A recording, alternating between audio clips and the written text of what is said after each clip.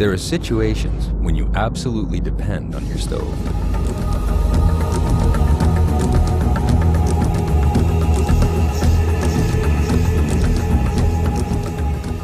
The OmniFuel stove is dependable, and it burns just about any kind of fuel, such as LP gas, white gas, petrol, gasoline, kerosene, paraffin, diesel, and even aviation fuel. This flexibility makes the OmniFuel easy to travel with, even in remote places. This is how you use it. Fill the fuel bottle, not more than to this line. Then you attach the pump. When the pump is firmly attached, this fuel bottle does not leak. Attach the hose. This screw swivels so you don't have to turn the whole bottle like this. Just do this. Then you pressurize the fuel bottle. When it's full, you need about 20 pump strokes. Then you place the bottle with the text on, facing up. The OmniFuel has two valves. One valve is just to open the flow of fuel. The second valve you use for simmering and precise control. Open the first valve all the way, and then the second. When you do this, the fuel squirts out and wets the priming pad. Let it spray for a couple of seconds, and then you turn the second valve off. Time to light it. Light the stove all the way down on the priming pad. Remember to keep the second valve closed before lighting the stove. If you use white gas, you don't need as much fuel for preheating compared with, for example, kerosene or diesel. Here we're using white gas, so a couple of seconds is enough.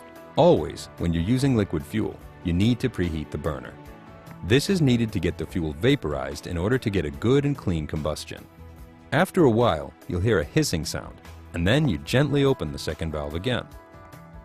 If the stove still burns with yellow flames, turn off the valve again and let it almost burn out.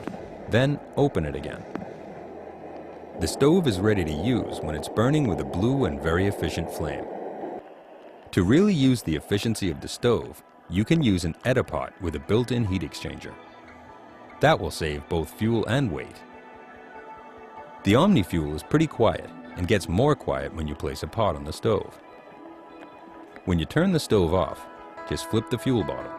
Don't turn the valves off yet, because if you do, there'll still be fuel left in the hose, which might spill when dismantling the stove. Wait for about 60 seconds until the flame goes out. When the flame has died, the fuel hose is empty and you can turn off both valves. The stove also works with LP gas, and to get maximum output, you need to change the jet nipple. To change the jet nipple, remove the flame spreader. Then, use the multi-tool to unscrew the jet nipple. Then place the jet nipple in the multi-tool and attach it. When you buy the stove, the jet for gas is mounted. The jet for gas has the largest hole, 4.5. The principle is that the cleaner fuel, the larger the hole. Attach the flame spreader and then the hose to the cartridge.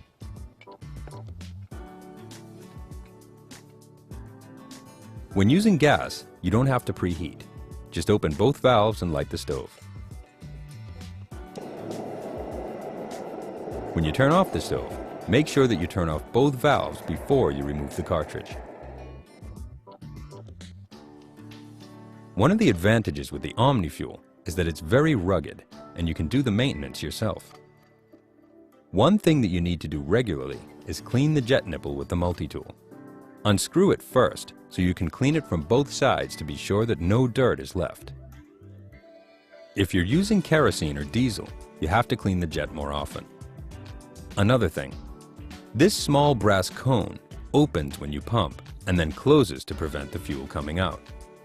If this cone gets stuck, the pump will leak. This is extremely rare, but if it happens, just take it out and then put it back in again. The O-ring goes in first. If you haven't used your stove for a long time, this leather gasket might be dry. You notice this when the pumping is ineffective and you cannot build up any pressure in the fuel bottle. If this happens, just grease it up and it works again. If you want to know more, go to Primus.se.